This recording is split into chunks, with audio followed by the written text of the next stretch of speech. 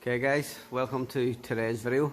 Today's video is on how to remove, reinstall and align a clutch.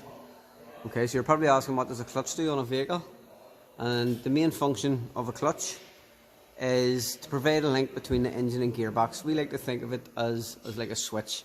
So it'll turn on and off the drive from the engine to the transmission or the gearbox. Okay. Now there's a couple of different parts to your clutch. You'll have your clutch pressure plate with the diaphragm springs, and in behind that with the ring gear on it is your flywheel. Okay, and just in between there you have your clutch plate itself. Okay, the friction material. We'll see that in a wee second. So assuming that you already have the gearbox removed from the vehicle as we do here, I will make another video on how to actually remove a transmission, but for today's video this one is just how to actually remove, reinstall and align a clutch. Okay, so clutches usually have about 6 holding down bolts, which bolts the pressure plate and the clutch plate onto the flywheel. So I'm just going to remove these M9s. Okay, so I'm just onto my last bolt here. And don't worry, it usually won't fall off.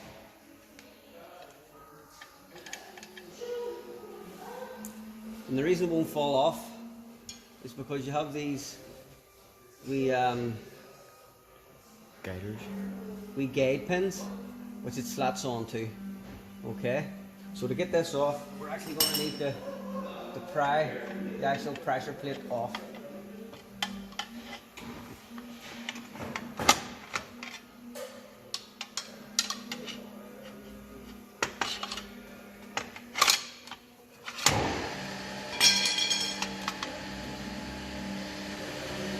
As you can see, this is the pressure plate and this is the friction material. This friction material is usually made of the same material the brake pads are made of, so it does eventually wear down. Okay, and you can tell when a clutch is worn down. As you can see the rivets on it, if the rivets are in the same level as your friction material. Okay, now the correct way to do it would be to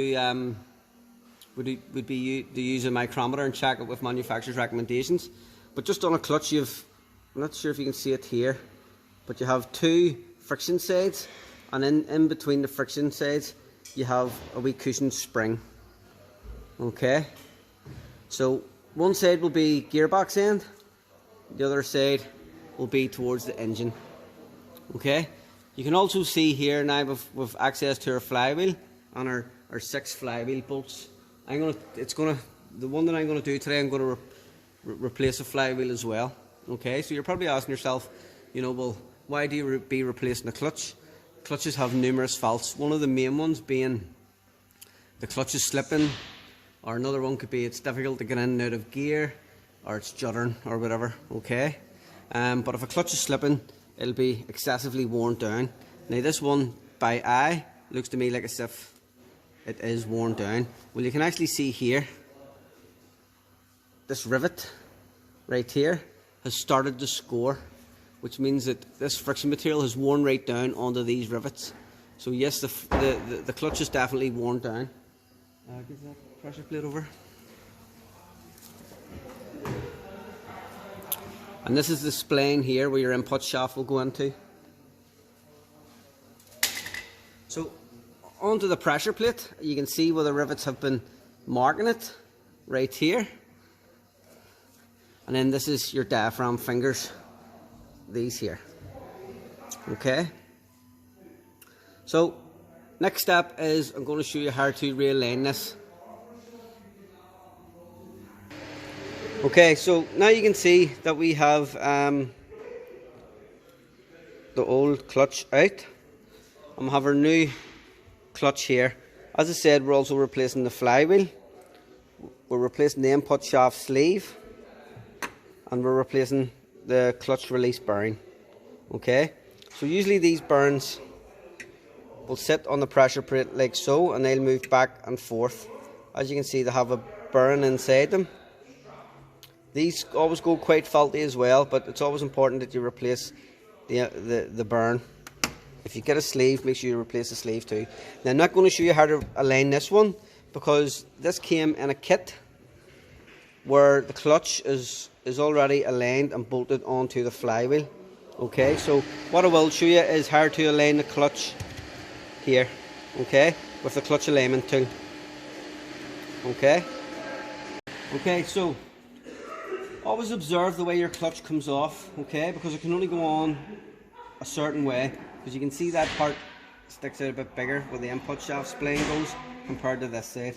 Okay, so observe what way it comes off. Now, to align this clutch, what we need to do is get our clutch alignment tool and put it through the pressure plate side, and you can see that it comes through here. Okay, now when I'm talking about aligning the clutch, you can see that's not aligned, neither is that. It needs to be centralized between the pressure plate. Okay, so all you really have to do is put it through and start tightening up then your alignment tool. Once it gets tight enough, what you can actually do then is sort of move it about, get it aligned correctly.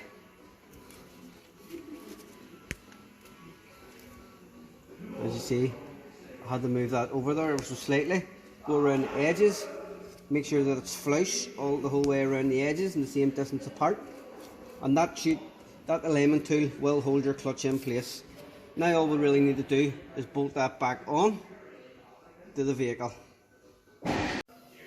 Okay, so I just wanted to mention that this clutch alignment tool is a universal alignment tool.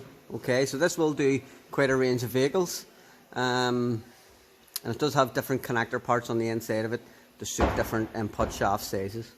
Okay, so once you have it bolted back on with your 6 bolts all torqued up correctly, then it's very simple then just to take this tool out. Okay, all you do is turn your spinny wheel round to the very end and pop it through. Okay, and it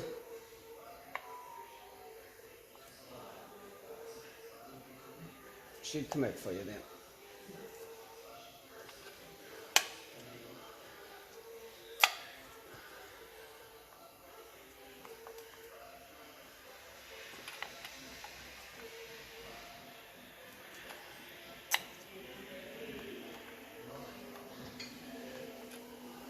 This one is proving a wee bit more difficult because this tool needs to